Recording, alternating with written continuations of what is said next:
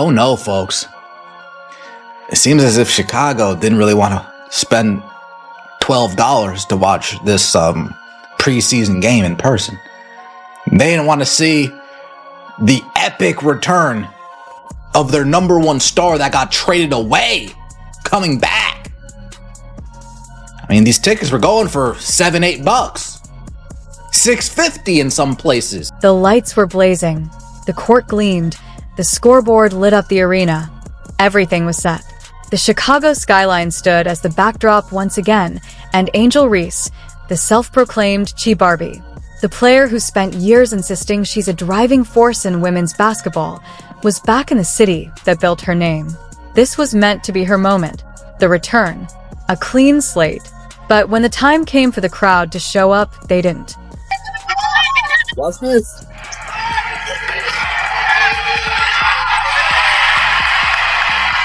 Uh-oh, now look, it's our time. Listen, when Caitlin had her preseason game, y'all wanted to come put stuff in our face and clown us. Well, guess what? Now it's time for y'all to get the same treatment. So tell me why in Angel's first preseason game, and it went exactly how I told y'all it would, she shot 28% in the paint.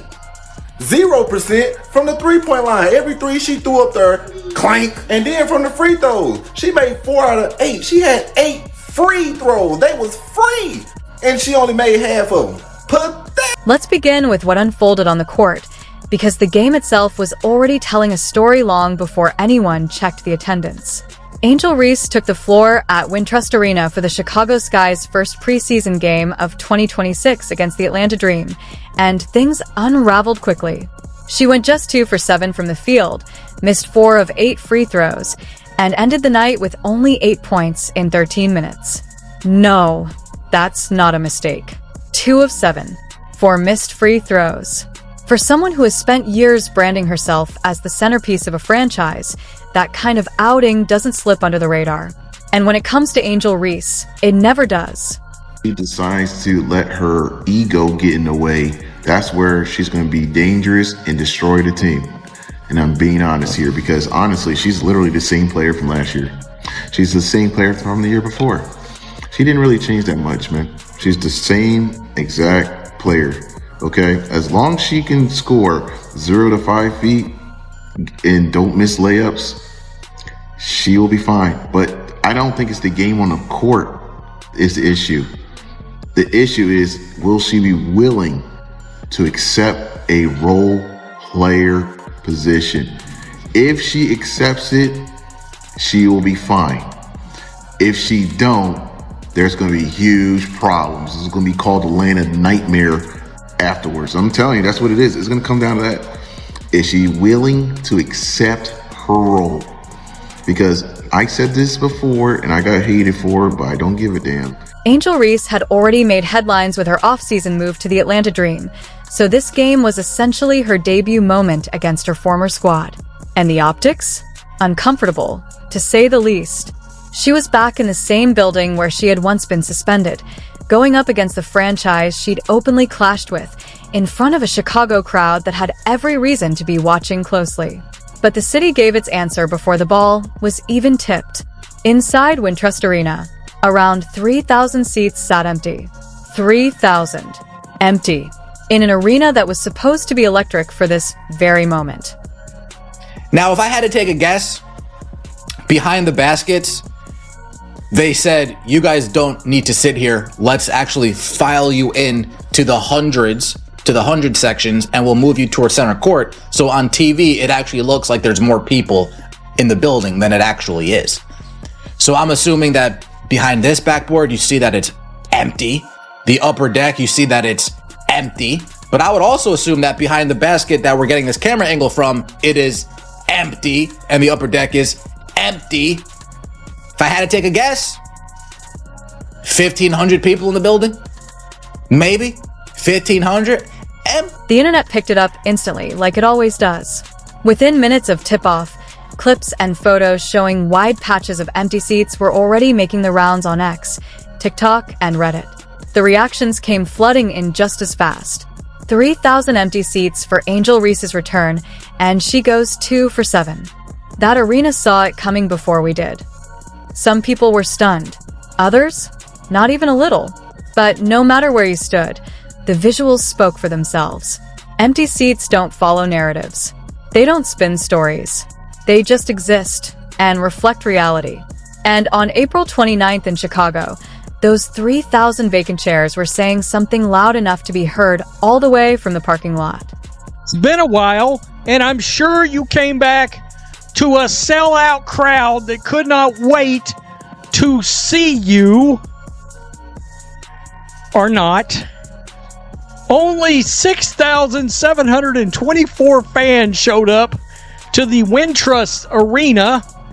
Yeah, it holds about 9,500 fans, so we're talking roughly 3,000 fans away from being sold out to see the return of Angel Reese and the... Now, this is where things get a little more layered because we've seen this story before.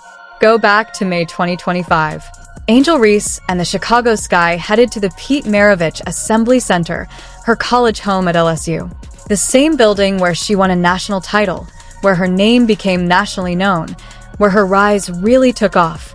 It was supposed to be a homecoming moment. Instead, the upper bowl never even opened. The lower section couldn't be filled. Tickets dropped to around $11, some barely hitting $15, and even then, seats remained empty. Social media grabbed those images in 2025 and ran with them, and never really let them go. But whatever message that moment carried didn't seem to stick. Because in 2026, Chicago delivered a similar response. Only this time, it wasn't a return to college. It was her own WNBA stage. Yeah, just being grateful for my opportunities that I did have here in my first 2 years. A lot of positives, and fans came out and showed a lot of support for both teams. So I'm really happy and grateful, and happy to be here right now. And just your first experience playing with all your teammates and in the official game, how did you feel you were feeling out there? Yeah, I didn't feel new. Everybody keeps asking how I feel, but There's a pattern here that's getting harder and harder to ignore. When Angel Reese's 2025 season unraveled, it didn't do so quietly. The Chicago Sky ended the year at 10-34, missing the playoffs for the second straight season and posting one of the worst records in the league.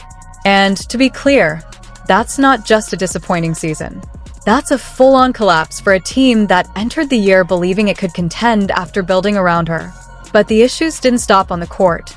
Off it, things only got more complicated.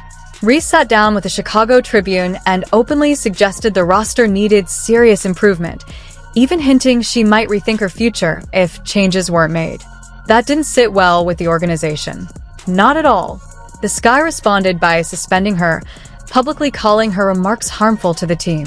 And a mid-season suspension like that, over comments about the team's quality, isn't some small detail you forget. That kind of moment sticks. And it followed her straight through the offseason and ultimately out the door to the Atlanta Dream.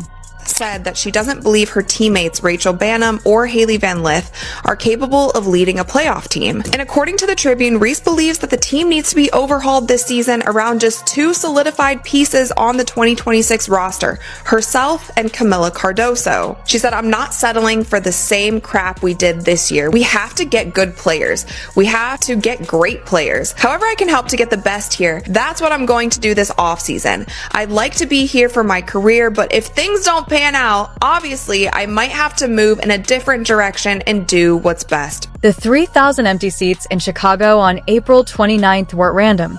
They weren't bad timing, weather, or promotion issues. They were a statement. Whether Angel Reese chooses to acknowledge it or not is up to her, but the message from the crowd was clear. And empty seats don't exaggerate or excuse anything. They simply reflect what's really there.